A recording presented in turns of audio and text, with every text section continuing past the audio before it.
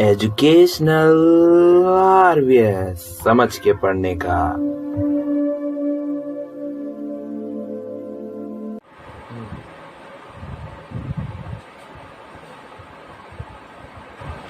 Hello friends, तो आज हम करने वाले हैं आयनाइजेशन एनर्जी। इससे पहले का वीडियो आपने देख ही लिया होगा जिसमें हमने बात करी थी रेडियस की। तो आज हम बात करेंगे आयनाइजेशन एनर्जी। तो अभी बात करते हैं, छोटा सा एक टॉक लेते हैं इसके बारे में, आखिरकार इसके अंदर है क्या क्या। तो देख लेते हैं इसके अंदर है क्या क्या। तो पहला इसके अंदर इंट्रोडक्शन हमें पढ़ना है, दूसरा सक्सेसिव आयनाइजेशन एनर्जी हमें पढ़ना है, तीसरा फैक्टर्स पढ़ने और चौथा ट्रेंड पढ़ना है। ये छोटी छोटी सी 4 चीजें हमें इसके अंदर पढ़नी है और शायद यही चीजें हमारा आधा घंटा ले जाएंगी। तो चलो चालू करते हैं। सबसे पहला पार्ट इंट्रोडक्शन, इंट्रोडक्टरी पार्ट, जिसको आप हमेशा कहते हो इंट्रोडक्टरी पार्ट। इंट्रोडक्शन, इंट्रोडक्शन की बात करें, इंट्रोडक्शन के अंदर चलते हैं। आयनाइजेशन एनर्जी होता क्या? What is ionisation energy? जब हम किसी भी एटम में से इलेक्ट्रॉन लेते हैं, जब हम किसी भी एटम में से इलेक्ट्रॉन को लेते हैं तो जो एनर्जी हमको देनी पड़ती है उसे आयनाइजेशन एनर्जी कहते हैं। क्लियर? जब हम किसी भी एटम में से इलेक्ट्रॉन को लेते हैं, जो एनर्जी हमें देनी पड़ती है उसे हम आयनाइजेशन एनर्जी कहते हैं। अभी देखो उसे लिखेंगे किस तरीके से इंग्लिश में। वैसे तो आप सभी लिख लोगे द एनर्जी, या फिर कह लें the amount of energy, the amount of energy required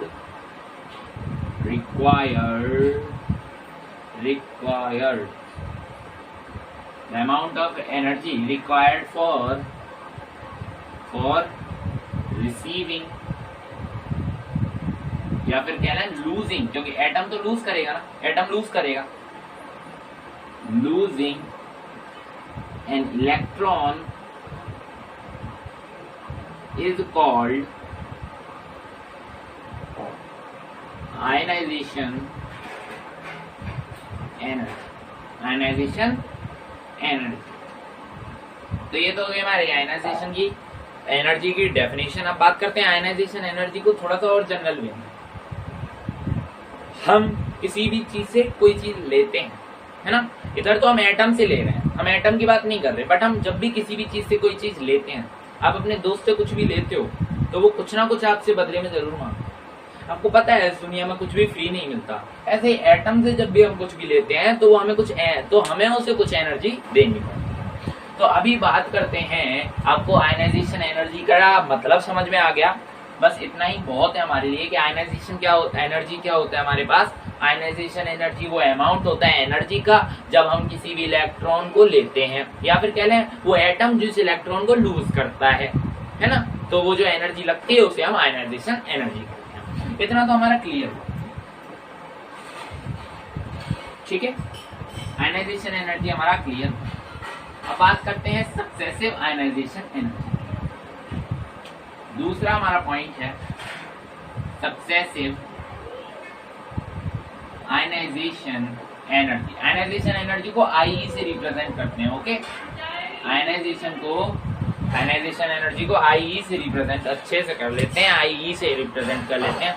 आपने आयनाइजेशन एनर्जी देखा है ना, इसको आयनाइजेशन एंथैल्पी भी बोला जाता है, आयनाइजेशन एंथैल्पी भी बोला जाता है, बट हम एनर्जी के रूप में यूज करेंगे, ओके। तो हम बात करें IE, सक्सेसिव IE। सक्सेसिव का मतलब IE1, IE2 और IE3, 3 पेयर के बारे में हम बात करेंगे। IE1, IE2, IE3। तो IE1 तो आपको अब मैं इस तरीके से समझाता हूँ, एग्जाम्पल लिखें, ठीक है। एक एग्जाम्पल ले लेते हैं जिसमें हमारे पास क्या है, नाइट्रोजन, ठीक है। हमारे पास क्या है भाई, नाइट्रोजन। कोई दूसरा अजीबो गरीब कोई चीज नहीं है, हम जानते हैं, अच्छी तरीके से जानते हैं, नाइट्रोजन है। अभी हमने क्या किया, नाइट्रोजन से एक इलेक्ट्रॉन ले लिया। तो नाइट्रोजन से अब हम जब एक इलेक्ट्रॉन लेंगे तो इस पर एक पॉजिटिव चार्ज आ जाएगा, पॉजिटिव चार्ज आ जाएगा ना। एक निकाला है उसने। नेगेटिव कब आता है, जब वो कुछ लेता है। नेगेटिव कब आता है, जब वो कुछ लेता है, लेकिन वो निकाल रहा है तो पॉजिटिव चार्ज आएगा, प्लस में इलेक्ट्रॉन आ गया, ठीक है, और प्लस में आयनाइजेशन एनर्जी। आयनाइजेशन एनर्जी, एक बात याद रखना, हमेशा आयनाइजेशन एनर्जी हमारी पॉजिटिव होती है।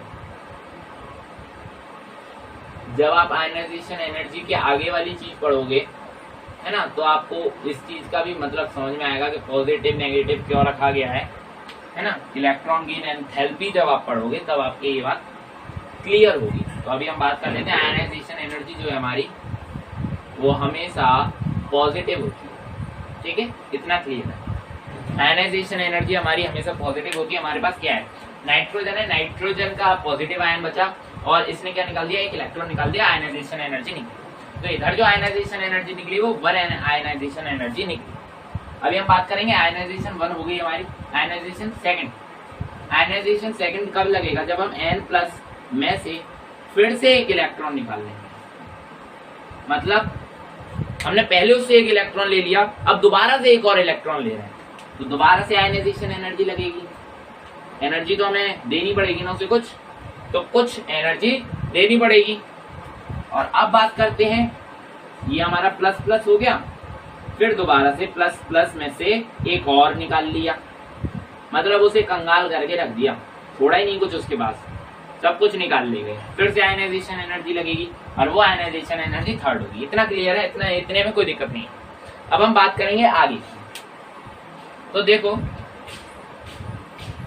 जो यहाँ तक की बात तो कॉमन थी, यहाँ तक तो हर कोई जानता है, बट बात आती है कि बड़ा कौन सा होगा, आयनाइजेशन एनर्जी 1 ज्यादा होगी, या फिर आयनाइजेशन एनर्जी सेकंड ज्यादा होगी, या फिर आयनाइजेशन एनर्जी थर्ड ज्यादा होगी, यही बात आती है। तो इसके लिए हम एक ऑर्डर लिखते हैं और इस ऑर्डर को आपको हमेशा याद रखना है। Ionization energy 1 is always greater than ionization energy 2, always greater than नहीं, ऑलवेज स्मॉलर देन, और आयनाइजेशन एनर्जी 2 भी बड़ी आयनाइजेशन 3 से। अभी से एक छोटे से एग्जांपल से समझो तो और अच्छे से समझ में आए, और इसका जो रियल पर्पस है ये किस लिए होता है उसे भी समझाएंगे। पहले बात करते हैं एक छोटे से एग्जांपल। मान लो आपके पास 3 समोसे, ठीक है, और आपके 3 दोस्त बगल में खड़े हुए हैं, ठीक है ना, ठीक है। अभी आपने उस दोस्त से नहीं, आपसे वो दोस्त एक समोसा ले गया, शांति से दे दोगे, ठीक है, कोई ज्यादा आप लड़ोगे नहीं इससे, है ना। अब जब दूसरा दोस्त आएगा वो दूसरा समोसा लेने के लिए लड़ेगा, तो आपके पास केवल 2 बचे, है ना, 2 बचे, तो आपको एक और देना है उसे, तो आप बहुत ही ज्यादा मन मार के दोगे। फिर तीसरा आगे तीसरा लेके जाएगा तो उसे बहुत ज्यादा निहोरे करनी पड़ेंगी कि भैया दे दो, तब जाके आप उसे दोगे, है ना। तो यहाँ पर ये बात क्लियर हुई कि इधर एनर्जी ज्यादा लगेगी, इधर एनर्जी ज्यादा लगेगी, इधर एनर्जी कम लगेगी। मतलब पहला इलेक्ट्रॉन तो हम आसानी से निकाल लेंगे, दूसरा इलेक्ट्रॉन निकालने के लिए ज्यादा एनर्जी देनी पड़ेगी उसे, तीसरा इलेक्ट्रॉन निकालने के लिए और ज्यादा एनर्जी, ये बात है। अच्छा, अभी देखो, ये तो हमारा सिंपल सा एग्जाम्पल के जरिए हमने समझा, लेकिन इसे पेपर में मत लिख देना वरना टीचर पूरे के पूरे नंबर काट देगा। अभी देखते हैं पेपर में क्या लिख सकते हैं हम। कॉज क्या है इसका, हमारे पास क्या था, नाइट्रोजन, नाइट्रोजन का ये पॉजिटिव आयन, ये पॉजिटिव यानी कि nucleus 1 shell 2 shell, nitrogen 2 shell में होता है, नाइट्रोजन का नंबर 7 है ना, और 5 2, ये अभी हम इधर 5 बनाते हैं, 1 2 3 4 5, इधर 7, ठीक है, इलेक्ट्रॉन्स तो हमारे बन गए। अभी हमें क्या समझना है, अभी हमें ये समझना है कि इस तरीके का फोर्स तो बनाकर रखेगा, है ना, सील्ड बना करके रखता है इलेक्ट्रॉन, ये तो आपको पता ही है। तो इलेक्ट्रॉन न्यूक्लियस, इलेक्ट्रॉन के साथ, तो अब बात करते हैं इसमें से एक निकालना है, तो बहुत ज्यादा एनर्जी लग जाएगी। मान लिया एक निकल गया, ठीक है, एक निकल गया, तो अभी देखो इसके अंदर प्रोटॉन कितने हैं, 7, प्रोटॉन कितने हैं, 7, न्यूट्रॉन कितने, 7, प्रोटॉन कितने हैं, 7 है क्या, हाँ 7 है। न्यूट्रॉन कितने, न्यूट्रॉन की बात नहीं करेंगे, सॉरी, इलेक्ट्रॉन कितने, 1 2 3 4 5 6 इलेक्ट्रॉन है। तो अब बताओ जेड इफेक्टिव ज्यादा होगा नहीं होगा, न्यूक्लियर चार्ज ज्यादा होगा नहीं होगा इस कंडीशन में, 7 प्रोटॉन मिलके 6 इलेक्ट्रॉन को खींच रहे हैं तो जेड इफेक्टिव जनरली ज्यादा होगा, पक्का ज्यादा होगा। इसमें तो हम क्लियर कह सकते हैं, पक्का ज्यादा होगा, जेड इफेक्टिव ज्यादा होगा, जेड इफेक्टिव ज्यादा होगा। ठीक है, अब इधर क्या है, जेड इफेक्टिव ज्यादा है इस कंडीशन में। तो अभी हम क्या करेंगे, एक और निकालने की उससे बहुत ज्यादा गुजारिश कर रहे हैं, भैया एक और दे दो ना। तो जब हम उससे ये गुजारिश करेंगे तो उसका जो जेड इफेक्टिव ज्यादा है, पहले के मुकाबले नहीं है। तो एक बात हमेशा याद रखना, जो हम आगे अभी फैक्टर्स में पढ़ेंगे, ionisation energy is directly proportional to Z effective, ये बात होती है। Ionization energy is directly proportional to Z effective. क्या, ionisation energy is directly proportional to Z effective, ये बात रट लो हमेशा के लिए। तो जेड इफेक्टिव जितना ज्यादा होगा उतनी ज्यादा आयनाइजेशन एनर्जी होगी, मतलब सेकंड इलेक्ट्रॉन निकालने में और ज्यादा आयनाइजेशन एनर्जी हमें चाहिए फर्स्ट के मुकाबले। अच्छा, अभी हमने सेकंड भी निकाल लिया, अभी इसके पास बचे बस 5 इलेक्ट्रॉन। अभी भैया के पास बचे 5 इलेक्ट्रॉन। अभी हम उनसे कह रहे हैं भैया एक और दे दो। देखो जेड इफेक्टिव क्या है, उससे भी ज्यादा, पिछले वाले से भी ज्यादा, पिछले वाले से ज्यादा क्यों, 7 प्रोटॉन 5 इलेक्ट्रॉन को खींच रहे हैं, जनरल ज्यादा होगा जेड इफेक्टिव।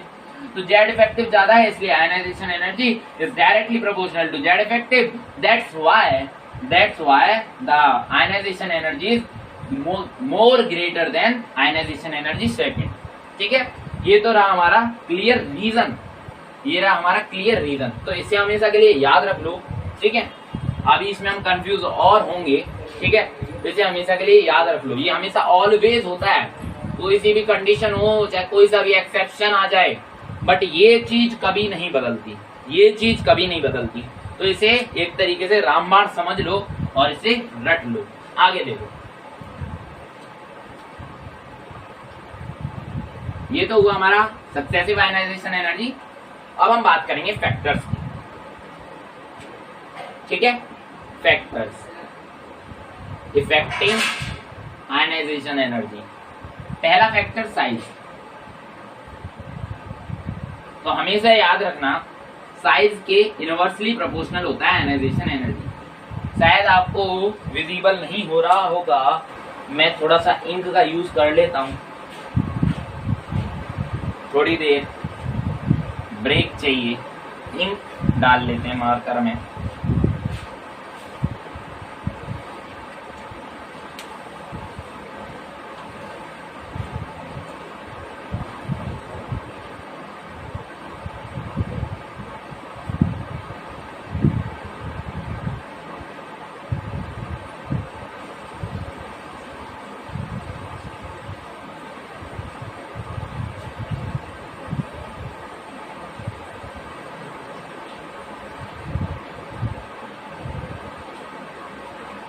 हाँ, तो अभी क्या था, हमारा साइज हमेशा इनवर्सली प्रोपोर्शनल होता है आयनाइजेशन एनर्जी के, ये बात हमारी पक्की है, हमेशा यही यूज होगा। क्या, साइज हमारा हमेशा प्रोपोर्शनल होगा, इनवर्सली प्रोपोर्शनल होगा आयनाइजेशन एनर्जी से। अब बताओ क्यों, आयनाइजेशन एनर्जी हमारा हमेशा डायरेक्टली प्रोपोर्शनल होता है जेड इफेक्टिव से।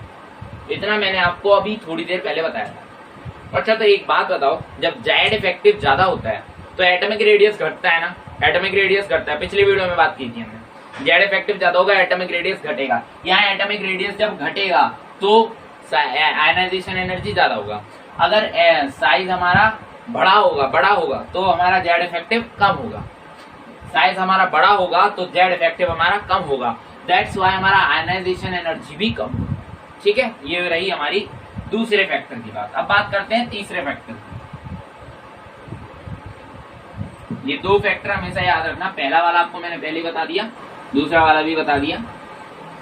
अभी मैं बात करता हूं extra stability. Extra stability,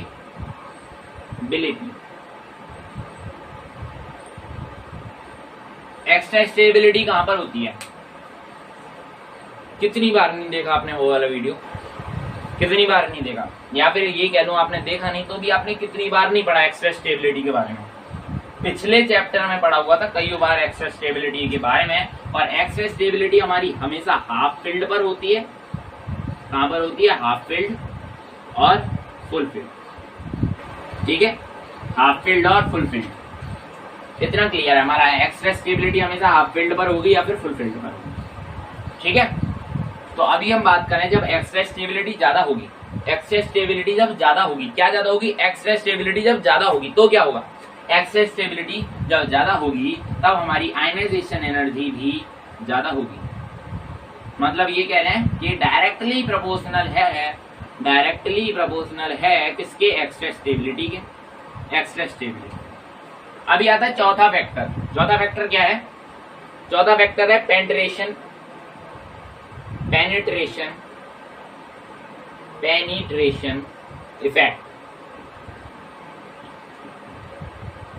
effect. यहां पर आयनाइजेशन एनर्जी ज्यादा क्यों होगी, इसका रीजन आपसे कोई पूछता है तो ये बताओ कि वो ज्यादा स्टेबल जगह पर बैठा हुआ है। ठीक है, वो ज्यादा स्टेबल जगह पर बैठा हुआ है और उससे इलेक्ट्रॉन लेना हमारे लिए नामुमकिन सा हो जाएगा, उससे हम इलेक्ट्रॉन निकाल नहीं सकते। ठीक है, इसलिए हमारा आयनाइजेशन एनर्जी ज्यादा होगा, या फिर कह लें आयनाइजेशन एनर्जी हमारा डायरेक्टली प्रोपोर्शनल होगा एक्स स्टेबिलिटी से। अभी देखो पेनिट्रेशन इफेक्ट क्या होता है। पेनिट्रेशन इफेक्ट हमारा सब सेल्स के लिए होता है, या फिर हम सब सेल्स तो अब कहते नहीं है, उन्हें अभी हम ऑर्बिटल्स कहते हैं। ऑर्बिटल्स के लिए होता है सबसे ज्यादा एस में, फिर पी में, फिर डी में, फिर एफ में। ये बात आपने पहले भी पढ़ी थी कि जो जेड इफेक्टिव होता है, जो जेड इफेक्टिव होता है वो हमेशा ज्यादा होता है, राइट, हमेशा ज्यादा होता है किसके लिए, एस के लिए। और जो जेड इफेक्टिव होता है वो हमेशा कम होता है किसके लिए, पी के। ठीक है, जेड इफेक्टिव हमेशा ज्यादा होता है एस के लिए और जेड इफेक्टिव हमेशा कम होता है किसके लिए, पी के। ये बात क्लियर होनी चाहिए, जेड इफेक्टिव हमेशा ज्यादा होता है किसके लिए, एस के लिए, और जेड इफेक्टिव हमेशा कम होता है किसके लिए, पी के लिए। पिछले वीडियो में ऐसे और भी अच्छी तरीके से एक्सप्लेन करके मैंने बताया था। तो अभी हम बात करते हैं, ये जो जेड इफेक्टिव है वो जो ज्यादा है एस के लिए, मतलब क्या, मतलब जेड इफेक्टिव ज्यादा है तो क्लियर सी बात है आयनाइजेशन एनर्जी भी ज्यादा होगा। ठीक है, आयनाइजेशन एनर्जी भी ज्यादा होगा। तो ये तो रहे हमारे फैक्टर्स। अभी हम बात करेंगे ट्रेंड्स। ठीक है, फैक्टर्स तो हो गए रे बाबा, अभी हम बात करेंगे ट्रेंड।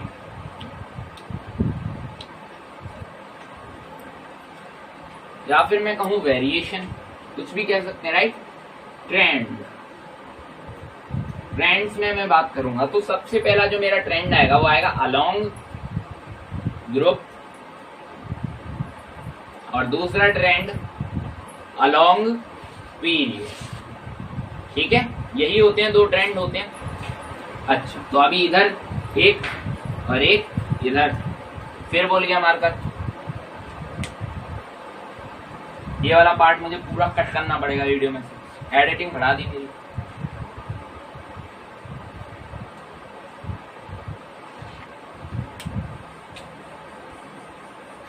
चलो आ गया। अलोंग द ग्रुप, ग्रुप में क्या ऐसे होता है, नहीं होता, ग्रुप में ऐसे होता है ना, ऊपर से नीचे जाते हैं, इधर लेफ्ट से राइट जाते हैं। तो ग्रुप में क्या होता है, साइज बढ़ता है, हमें पता है साइज बढ़ता है, साइज धीरे धीरे ऐसे बढ़ता है। देखो पहले एटम का इतना, फिर इतना, फिर इतना, फिर इतना, मतलब बढ़ता जाता है साइज। साइज बढ़ता है तो आयनाइजेशन एनर्जी कम होता है, तो इधर क्या है, आयनाइजेशन एनर्जी हमारा कम होगा। ठीक है, अलोंग द पीरियड, देखो पीरियड के अलोंग में जो हमारा आयनाइजेशन एनर्जी है, पीरियड के अलोंग में जो हमारा आयनाइजेशन एनर्जी है वो हमेशा बढ़ेगा। क्यों बढ़ेगा, क्योंकि जेड इफेक्टिव इस तरफ बढ़ता है, जेड इफेक्टिव इस तरफ बढ़ता है, इफेक्टिव न्यूक्लियर चार्ज इधर बढ़ता है।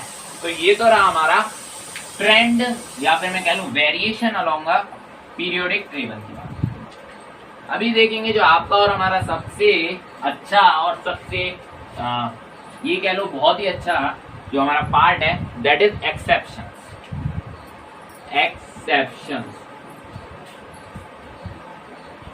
तो एक्सेप्शन सबसे पहले पीरियड नंबर 2, हमेशा की तरह पीरियड नंबर 2।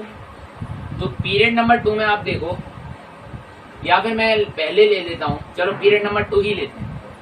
तो इधर क्या है, hydrogen, helium, lithium, beryllium, boron, carbon, nitrogen, oxygen, fluorine, neon, यही होता है, यही होता है। तो एक्सपेक्टेड क्या है केस, एक्सपेक्टेड केस क्या है हमारा, एक्सपेक्टेड केस ये है कि यही होगा, लिथियम से ज्यादा, नॉट कम, लिथियम से ज्यादा बेरिलियम से ज्यादा बोरॉन से ज्यादा कार्बन से ज्यादा नाइट्रोजन से ज्यादा ऑक्सीजन से ज्यादा फ्लोरीन से ज्यादा नियॉन।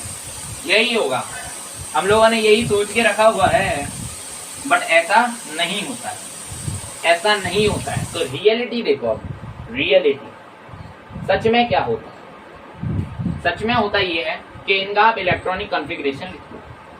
तो इनका इलेक्ट्रॉनिक कॉन्फ़िगरेशन कैसे लिखते हैं, 1s1 1s2। तो यहाँ क्या है 2s1 2s2। अब 2s का छोड़ दो, 2s के आगे वाला क्या आता है 2p, 2p1 2p2 और यहाँ 2p3 और यहाँ 2p4 2p5 एंड 2p6। तो अभी देख लो हाफ फिल्ड और फुल फिल्ड कौन किस का ऑर्बिटल है। तो देखो फुल फिल्ड यहाँ पर बेरिलियम का है, नाइट्रोजन का और नियोन का तो खैर वहीं रहने दो, नियोन से तो हमें कोई मतलब ही नहीं है क्योंकि उसका तो सबसे ज्यादा होता है, तो हमें पता ही है। तो नियोन तो हटा दिया हमने। अभी देखो बेरिलियम को बोरॉन से आगे कर दो, मतलब बोरॉन का कम होगा बेरिलियम का ज्यादा होगा। कैसे लिखेंगे, ऐसे लिखेंगे लिथियम बोरॉन बेरिलियम कार्बन, अब फिर नाइट्रोजन को आगे ले लो, ऑक्सीजन को पीछे ले लो, ऑक्सीजन नाइट्रोजन फ्लोरीन नियोन। तो यही हमारा एक्सपेक्टेड और सबसे ज्यादा चांसेबल हमारा एक्सेप्शन है, और यही हमारा ज्यादातर पीरियड्स में यूज होता है। तो इस एक्सेप्शन को आप हमेशा याद रखना, कभी मत भूल जाना इस एक्सेप्शन को। ये हमारा सबसे बड़ा राहगीर है नंबर दिलाने के लिए। तो आगे देखो पीरियड नंबर 2 का हमने देख लिया, और अब चलो ग्रुप नंबर 14 लेते, ग्रुप नंबर 13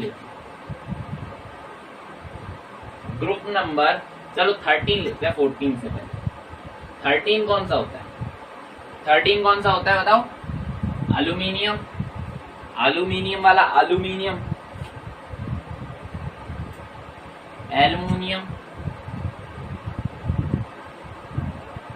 गाजर आलू थैला, ऐसा ही कुछ इसका ट्रिक था।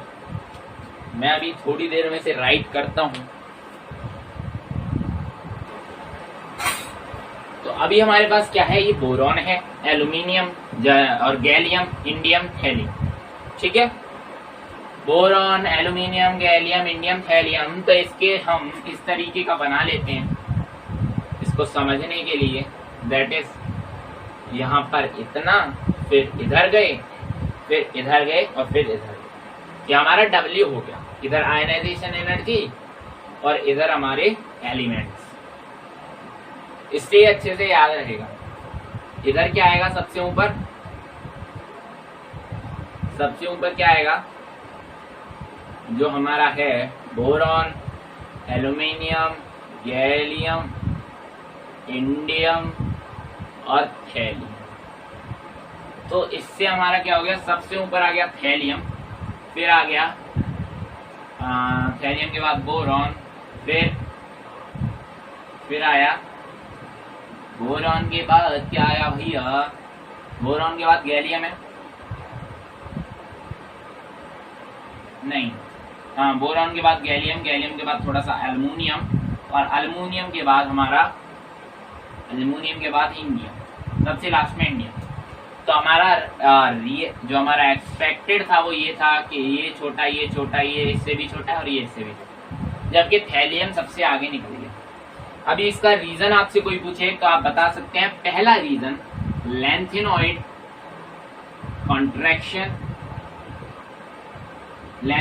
कॉन्ट्रैक्शन, दूसरा रीजन ट्रांजिशनल कॉन्ट्रैक्शन।